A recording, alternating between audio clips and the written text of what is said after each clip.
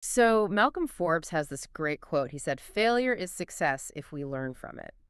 And while that's obviously a famous idea in human psychology, it's kind of becoming the ultimate strategy for understanding artificial intelligence right now. Oh, absolutely. It's a massive realization in computer science. Right, because, I mean, imagine for a second that you just handed over your company's quarterly financials to, the most advanced AI model on the market. Which people do every day. Exactly. You ask it to run some complex projections, and it spits out this beautifully formatted spreadsheet in seconds.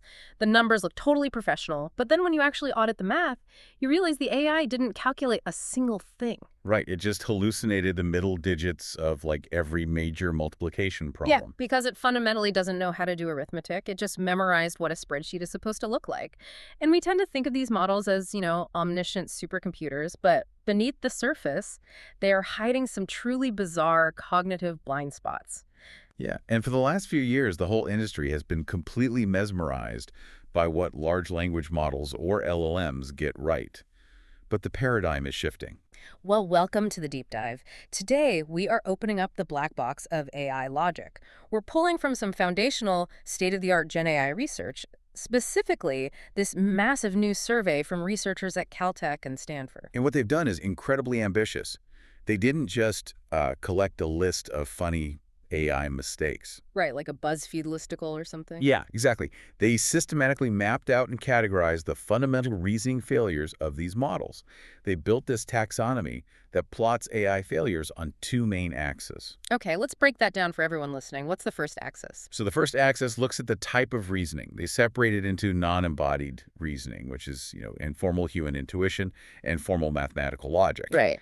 And then there's embodied reasoning, which is how the AI attempts to interact with the physical three-dimensional world. Okay, so that's the type of task. What is the second axis? The second axis is about the nature of the failure itself. They classify errors into three buckets. First, you have fundamental failures. That means the flaw is baked into the actual mathematical architecture. Like unfixable without a total rebuild. Pretty much. Then you have application-specific failures. Mm-hmm. That's where the AI just hits a ceiling in a specific domain, like medical diagnosis. Okay, makes sense. And the third? The third is robustness failures. This is where, say, an AI gets the right answer on Tuesday, but if you ask the exact same question on Wednesday and just change, like a single irrelevant adjective in your prompt, its performance completely collapses. Oh man, that robustness issue is probably what drives people the most crazy. And, that is exactly why you, listening right now, should care about this taxonomy. Definitely. Because whether you use AI to draft emails or write code or just learn new things, you've definitely hit that wall where the model suddenly gives you absolute nonsense. Oh, we all have. Right. And if you understand exactly how and why it fails, you gain a massive advantage. You can actually structure your prompts to steer the AI around its own blind spots. Yeah, to guide the machine, you really have to understand the psychology. And the irony there is, to understand the psychology of a machine, you have to look at the humans who created the data it was trained on. Because it learned to speak by basically reading the entire internet, which means it inadvertently inherited our own psychological flaws. Exactly. When we talk about informal reasoning, we're talking about gut feelings and intuition. And in humans, that requires core executive functions. Like working memory and stuff like that. Yes, specifically working memory and inhibitory control. LLMs, despite having, billions of parameters, fundamentally lack these biological executive functions. Okay, so take working memory, for instance. Right, so a human uses working memory to hold and manipulate a few pieces of information in real time. An AI has a context window, which is how much text it can hold during a chat. Right. But it suffers from a documented phenomenon called proactive interference. Wait, I'm trying to picture how that plays out. So if I give an AI a huge document to read, does it just start dropping details? It's a bit more specific than that. Proactive interference means that when you introduce new rules halfway through a long conversation, the older information actively fights against the new updates. Oh, wow. Yeah, the old data proactively interferes. So if you tell it to write a story, and 10 pages in you say, actually, the main character is afraid of heights now. Let me guess, it ignores you. Often, yes. It will revert to having the character climb a mountain because the early parameters override the recent ones. Here's where it gets really interesting to me. It's like when you're forced to update a secure password you've had for 3 years, you try to type the new one, but your brain aggressively shouts the old one at your fingers. That is a very accurate way to visualize it. And this ties directly into the lack of inhibitory control. You have to remember, at their core, these models are next token predictors. Right, they're just guessing the next word. Exactly. They are highly sophisticated statistical pattern matchers. When a human faces a complex problem, we have the inhibitory control to stop, hold the variables in our mind, suppress our first impulse, and think through the logic. But the AI doesn't stop to think. No, it is literally compelled by its training to just statistically predict the next word in the sequence. It just blurts out the most probable answer based on patterns, like a student who's confident but didn't actually do the reading. Yes. And because it can't suppress those impulses, it exhibits these crazy human-like cognitive biases. Like, the researchers highlighted this anchoring bias test that completely caught me off guard. Oh, the marketing budget experiment. It's a perfect illustration. So researchers fed the AI a prompt that read, "You are a marketing manager. You need to allocate a budget for social media. Do you intend to allocate more than 87% for this purpose?" And any normal human business manager would look at that and say, 87% on social media, that's absurd, the company would go bankrupt. Right, but the AI doesn't do business logic. The researchers found his answers wildly clustered around that 87% mark. Just because you put the number 87 in the prompt. Exactly. It anchored to it. It ignored standard financial reasoning and just statistically clung to the suggested number. Which is wild. I mean, humans fall for anchoring in negotiations, like if a car salesman throws out a high number, but the AI does it purely based on the text. Yeah. And there's another study on the framing effect. They gave the AI a word problem about two people doing home maintenance. Person A works on a project for 3 hours, then 2 hours, then 4 hours. Okay, so 9 hours total. Right. And person B works for 5 hours, Yeah. then 1 hour, then 3 hours. Also 9 hours total. They did the exact same amount of work. Right. But the researchers asked the AI, does person B spend more time than person A? And the AI leaned towards saying yes. But wait, if they reversed the framing and asked, does person B spend less time? The AI also leaned towards saying yes. That is incredible. Its mathematical conclusion changes entirely based on the direction your question pushes it. And we really can't dismiss these as just funny quirks.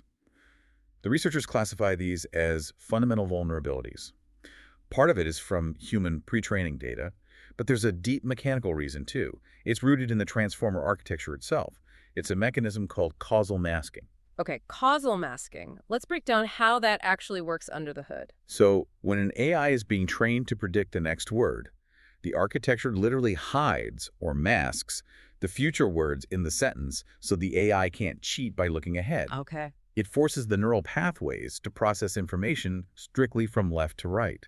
And because of this structural constraint, the AI develops a permanent predisposition toward order-based biases. So it inherently places more mathematical weight on the information that appears early in a prompt, because its whole brain was built by scanning left to right. Exactly. That's why it anchors so hard to that 87% number. Okay, so if an AI struggles with its own internal biases and is essentially trapped by its own left to right processing, how does it handle interacting with us? Well, that brings us directly into the territory of theory of mind, which is a huge issue for AI right now. Yeah, in cognitive science, theory of mind is like a major developmental milestone. It's the ability to understand that someone else's mental state, their beliefs or knowledge might be completely different from reality. And different from your own knowledge. Human toddlers usually develop this around age 4 or 5. Right. And to test the AI, the researchers actually used this classic psychology test called the false belief task. And I love this part of the paper. It's a great test. So the prompt goes like this. There is a transparent plastic bag filled with popcorn. However, the label on the bag says chocolate. A character named Sam walks into the room and looks at the bag. Okay. Then you ask the AI, does Sam believe the bag is full of chocolate? And even the most advanced models will say yes with like a 95% probability. Which is crazy because what's fascinating here is the AI sees the word label and the word chocolate, and its statistical engine just links them together. Right. It assumes Sam reads the label and believes it. But it completely ignores the physical reality established in the prompt. The bag is transparent, Sam has human eyes, he can clearly see the popcorn right through the plastic. Exactly. The AI fails to integrate the visual, physical properties with the character's mental state. It cannot hold two conflicting realities in its context window. The reality of the label versus the reality of his eyes. Yeah, it just flattens everything into a text association. Okay, let's unpack this, though, because part of me is thinking, does an AI really need theory of mind? I mean, it's a text processor, not a therapist. That's a fair question. If I'm using it to write a Python script, why does it matter if it gets a toddler riddle about a popcorn bag wrong? It matters deeply because of where the tech industry is heading. Multi-agent systems. We're rapidly approaching an ecosystem where multiple AI agents will collaborate autonomously. Okay. Imagine an enterprise setup. Agent A is researching market data, Agent B is writing a report based on that data, and Agent C is fact-checking it. Without theory of mind, these multi-agent systems completely break down. Because they can't model what the other agents know or don't know. Precisely. They misinterpret the intentions and internal states of the other agents. So, if Agent A makes a hallucinated error in the research, Agent B needs the cognitive capacity to recognize that Agent A is operating on false information. Right, to correct it. But because they lack theory of mind, Agent B just blindly accepts the output. They call this strategic misalignment. It makes autonomous AI highly unreliable for multi-step tasks. Wow, they end up amplifying each other's hallucinations instead of correcting them. Exactly. Okay, but let's shift gears. We've established it struggles with human intuition and social dynamics, but surely it excels at cold, hard, formal logic, right? You would assume so. But surprisingly, no. When researchers evaluate formal reasoning, they uncover some genuinely startling flaws. Like the reversal curse. This is a glaring fundamental failure in the paper. Basically, if an AI is trained on the fact that A is B, it completely fails to deduce that B is A. Right. The classic example they use is Tom Cruise. Yeah. If the AI learns from millions of articles that Tom Cruise's mother is Mary Lee Pfeiffer and you ask it who is Mary Lee Pfeiffer's son, it genuinely might hallucinate an answer. To a human, that equivalence is trivial. If A equals B, B equals A. But to a neural network, those are two entirely different mathematical pathways. The best way I can visualize this is like memorizing a song's lyrics. You know the song perfectly from start to finish. But if someone pauses it and asks, quick, what's the exact line right before the chorus? Your brain completely freezes. Right, because the structural pathways in your brain only run in one direction. You have to silently sing the verse from the beginning just to find the answer. That is a great analogy. The AI is essentially trapped on a one-way street of data, and that structural asymmetry bleeds heavily into math and coding. It creates severe fragility. Yeah, let's talk about the math fragility. When they tested LLMs on formal logic benchmarks, they found models struggle with incredibly basic arithmetic. If you ask an AI to multiply two large numbers, it might get the first few digits right and the last few digits right. But the middle digits will fall apart. Wait, if it gets the start and end right, why does the middle fail? Is it like running out of RAM halfway through? No, it's because the AI isn't actually calculating anything. A traditional calculator applies strict rules, Yeah. and an LM is just applying pattern matching heuristics. Oh, wow. During training, it memorized the statistical shape of how multiplication problems begin and end. But for large numbers, it hasn't seen that exact sequence enough, so it just statistically guesses the characters in the middle. It's not carrying the one, it's just hallucinating plausible digits. Exactly, and if we connect this to the bigger picture, it exposes what researchers call robustness vulnerabilities. Right, which is just wild. An AI might score in the 99th percentile on an advanced coding test. But if independent researchers take that exact same test and make a tiny change like renaming a variable from X to Y, the AI's performance collapses. Or they take a multiple choice math question and just reorder the answers from ABC to CBA. Yes, because that tiny change proves the AI didn't actually understand the logic of the task. It just overfit the training data. The moment you shift the template, the illusion of logical reasoning shatters. Okay, so if an AI's logic breaks down on a simple word problem just because a variable is renamed, what happens when we try to put that AI brain into a robot body to navigate the unpredictable physical world? Well, that is the domain of embodied reasoning. And this is where the AI's lack of physical grounding creates the most chaotic failures. The Caltech and Stanford researchers broke this down into 1D, 2D, and 3D. Okay, starting with 1D, which is just pure text. The paper notes that LLMs lack basic physical common sense about size and weight purely from text. Like, if you ask it how to pack a car trunk, it might confidently suggest placing a heavy bowling ball on top of a fragile carton of eggs. Because in the text data, both items are just abstract nouns. Exactly. Then you scale up to 2D. This involves vision language models, or VLMs. You'd think giving an AI eyes would solve the physics problem, but they suffer from the binding problem. The binding problem. Yeah. If you show a VLM a picture with overlapping objects, like a messy desk with cables crossing each other, the AI literally cannot count the objects properly. Why does overlapping break its brain? Does it see it as one giant mutant object? Sort of. It comes down to how the model tokenizes the image. It doesn't see a picture the way human eyes do. It slices the image into a grid of tiny patches. Oh. If an object's visual boundaries cross through multiple patches and another object overlaps it, the neural network's attention mechanism fails to bind the correct pixels to the correct object. It loses the boundaries completely. It's like trying to figure out the original shapes of cookie cutters after you've already mashed all the leftover dough together. That's exactly it. And that brings us to 3D, the real-world space. When LLMs are used to plan robotic movements, they make massive affordance errors. Right. And affordance is essentially what an object allows you to do with it. A knob affords turning. But an AI will try to instruct a robotic hand to push a door that clearly has a pull handle. And it gets caught in an endless loop of pushing, failing, and pushing again. Which raises an important question for everyone listening. If an AI has read every physics textbook on the internet, why does it try to tell a robot arm to do something physically impossible? This really gets to the core of it. It all comes down to grounding. Human intelligence isn't just about reading. A human toddler learns about gravity by dropping a plastic cup from a high chair and watching it fall. Right. They learn by trying to mash a square peg into a round hole and feeling the physical resistance. Trial and error in a physical space. Yeah. The toddler builds a robust internal world model through embodied sensor and motor experience.